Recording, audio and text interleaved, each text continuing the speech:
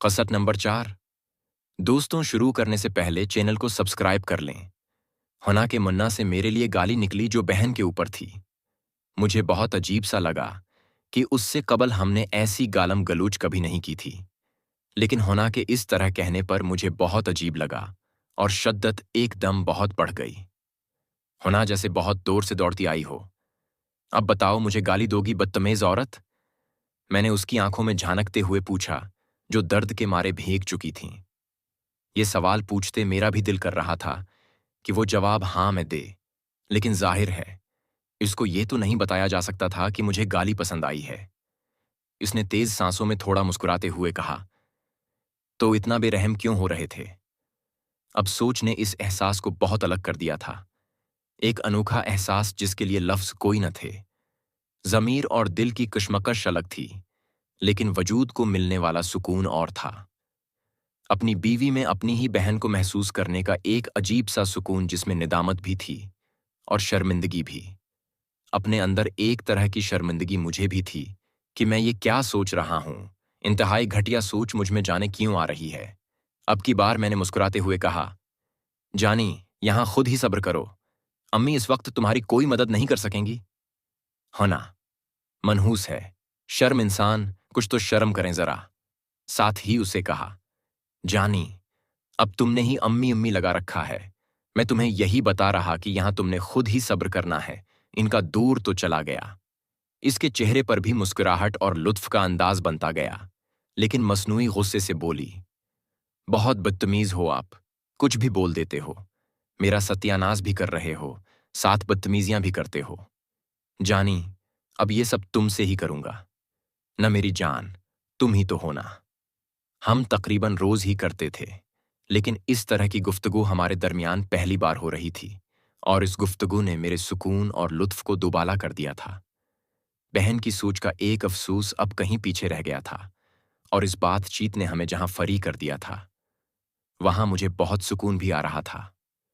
सुबह जब आंख खुली तो मैंने देखा कि हाना वाशरूम में नहा रही थी। मैं भी उठा और उसके साथ शरारतें करते हुए नहाया। हाथ में न धविया और वो किचन की तरफ चल पड़ी। अगर मैं इन सब बातों की तफसील लिखूंगा तो कहानी पूर और गैर मुताल्लिका बातों में उलझ जाएगी। इसलिए सिर्फ वही वाकयात लिखे जाएंगे जो एक भाई को बहन की तरफ ले गए। मैं भी थोड़ी देर बाद उठकर नीचे गया, नाश्ता किया और दफ्तर की तरफ निकल गया। दफ्तर में काम करते वक्त का पता ही न चला, और फिर दफ्तर से छुट्टी करके मैं 2 बजे निकला और घर की तरफ रवाना हो गया। मैंने गेट खोला और अंदर दाखिल हो गया। हर घर के गेट में अब ये होता है कि छोटा गेट बाहर से खोलकर अंदर आ सकते हैं। बहुत घरों के गेट्स में ये एक उर्सा तक सिस्टम रहा है। मैं गेट हमेशा आहिस्ता आवाज में खोलता था कि घर के बाकी लोग डिस्टर्ब ना हों, क्योंकि अम्मी अबू भी दोपहर को आराम करते थे और ये रोजमर्रा की रूटीन थी। मैंने आहिस्तगी से गेट खोला और घर में दाखिल हुआ और गेट को बंद करके घर की अंदरूनी तरफ बढ़ा। मेरा इरादा यही था कि खामोशी से ऊपर जाता हूं। जितनी देर में नहाऊंगा, होना खाना बना लेगी या गर्म कर लेगी। यही सोचता मैं लावंज से गुजर रहा था। अम्मी अबू के कमरे की तरफ देखा तो दरवाजा बंद था, जबकि फरवा के कमरे का दरवाजा थोड़ा सा खुला हुआ था, जो कि मामूल की बात थी।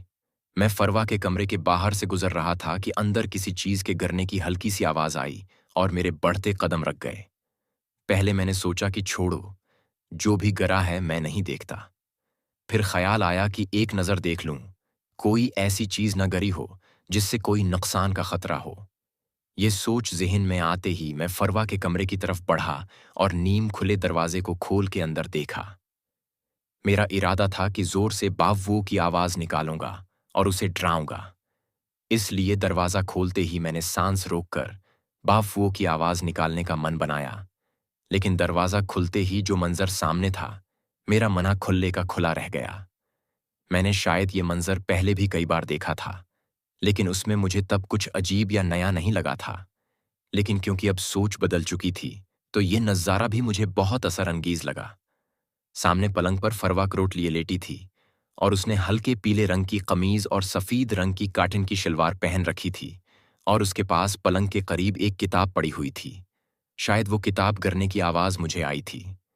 इसकी वसीया वो अरीज ऐसी देख, मेरा मन्ना जो बावों की आवाज निकालने के लिए खुला था, खुला ही रह गया। मुझे एक सकता सा हो गया कि जो नजारा था, शायद मेरी आंखें उसकी ताब न ला सकती थीं। इसके वजूद की इस अदा ने मेरे होश उड़ा दिए थे। मेरे खुद को लाख रोकने कोसने के बावजूद भी मेरी नजर वहां से नहीं हट रही थी। नजरों की उस कमेंगी के बाद मैं खुद को कोसते हुए कमरे में दाखिल हुआ और किताब को नीचे से उठाने लगा। मैंने झुककर किताब उठा ली और ऊपर उठते हुए मेरी नजर एक बार फिर सोई हुई बहन के वजूद पर पड़ी। इस बार क्योंकि मैं ज्यादा करीब से देख रहा था, तो मुझे एहसास हुआ। मैं वहीं बैठता चला गया। मेरा गला खशक हो गया और सांस जैसे गले में अटक गई और आंखें बहन पर चिपक गईं। मैं टिकटकी बांधे फरवा को देखने लग गया कि उसकी किधर से शुरू हो रही है और उसकी बनावट क्या है। मैं दुनिया से बेखबर बहन को देखे जा रहा था कि अचानक मेरी नजर कमरे के खुले दरवाजे पर पड़ी। मैं तेजी से उठा और दरवाजे की तरफ बढ़ा कि खुले दरवाजे से अगर कोई मुझे देख लेगा तो क्या सोचेगा। मैं उठकर दरवाजे के पास पहुंचा तो एक अनजान सी ताकत ने मुझे फिर पीछे मड़ने पर मजबूर किया और मैंने पीछे मड़ के देखा तो मेरी बहन इसी तरह बेखबर सो रही थी। मेरे ज़मीर ने मुझे बहुत मलामत करना शुरू कर दी कि ये क्या कमेंगी कर रहे हो। घर में कोई देख ले तो क्या सोचेगा। अगर वो जाग जाए तो फिर उसे क्या मुना दिखाओगे। अभी पहली बात भी पुरानी नहीं हुई, वो यही सोचेगी कि तुमने जान के हाथ मारे थे। इस सोच के आते ही मैं उसके कमरे के दरवाजे से बाहर निकला और ऊपर अपने कमरे की तरफ बढ़ गया। अपने कमरे का दरवाजा मैंने आहिस्तगी से खोला तो देखा हुना भी बेसुध सो रही है। मैंने बगैर कुछ सोचे कमरे का दरवाजा बंद कर दिया और वही कमीनी सोच मेरे ज़हन में एक बार फिर उतर आई कि हुना भी सो रही है। अम्मी अबू भी कमरे में हैं तो क्यों ना जरा सा फरही को और देख लिया जाए।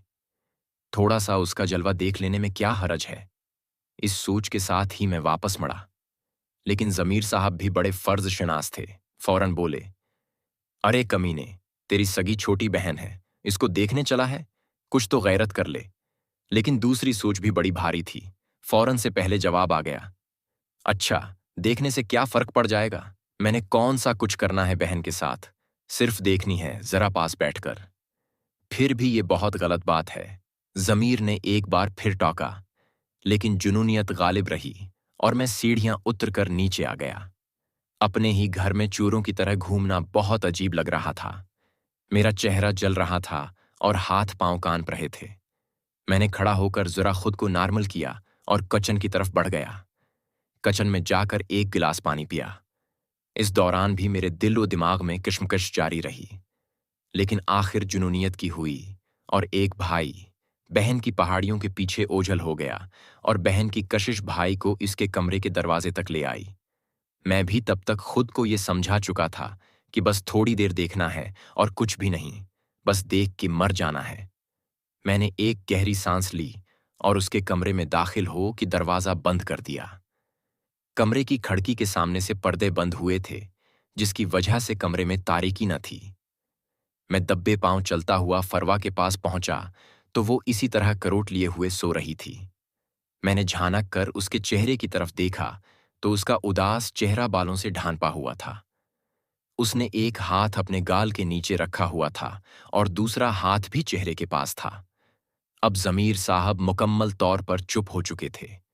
मैंने बड़ी बड़ी पहाड़ियों को अलग कर रहा था और खूबसूरती को नुमायां कर रहा था।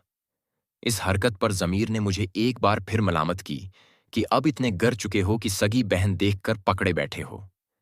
इससे पहले कि जमीर साहब कुछ और कहते, एक सोच ने मुझे फिर पकड़ा कि बाद में शर्मंदा होते रहना। अभी देख लो अच्छे से, ये मौके बार बार नहीं मिला करते।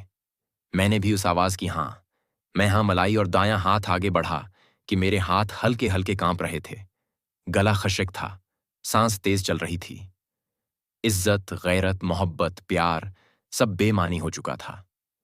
एक दरंदगी कमिंगी मुझ पर सवार हो चुकी थी।